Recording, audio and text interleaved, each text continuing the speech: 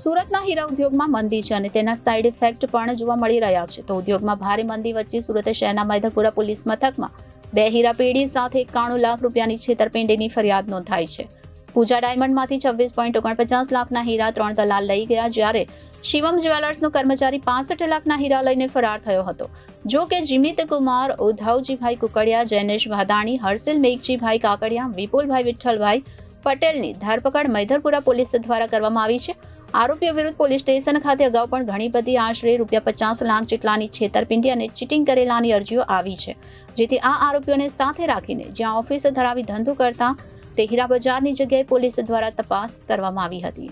Maidharpura police પાસેથી મળતી માહિતી મુજબ મૈધરપુરા વિસ્તારમાં આવેલી પૂજા ડાયમંડમાંથી 3 દલાલ ઉધારીમાં 26.64 લાખના હીરા લઈ ફરાર થઈ ગયા છે. તો આ જ વિસ્તારમાં આવેલા શિવમ જ્વેલર્સનો કર્મચારી 65 લાખના હીરા લઈ ફરાર થઈ ગયો છે. તો પૂર્ણાગામ વિસ્તાર ખાતે આવેલા વિલા બંગલોઝમાં રહેતા હીરાના વેપારીએ ધ્રુવીશ સત્તરિયાએ મૈધરપુરા પોલીસ મથકમાં ફરિયાદ નોંધાવી છે.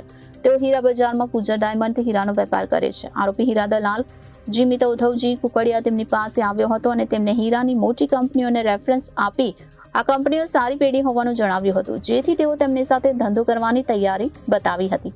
તારીખ 2 એપ્રિલ 2024ના રોજ જીમિત કૃપા ડાયમંડના ભાગીદાર જૈનેશ ભાદાણી અને હર્ષિત કાકડિયાને તેઓએ 18.27 લાખની કિંમતના 442.50 કેરેટના હીરા 21 દિવસમાં પેમેન્ટ કરવાની શરતે આપ્યા હતા.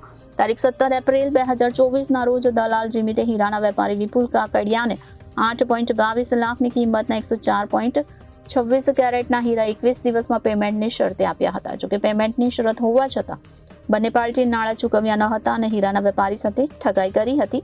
આ મામલે વેપારી ધ્રુવીશે મૈધરપુરા પોલીસ મથકમાં ફરિયાદ નોંધાવી છે.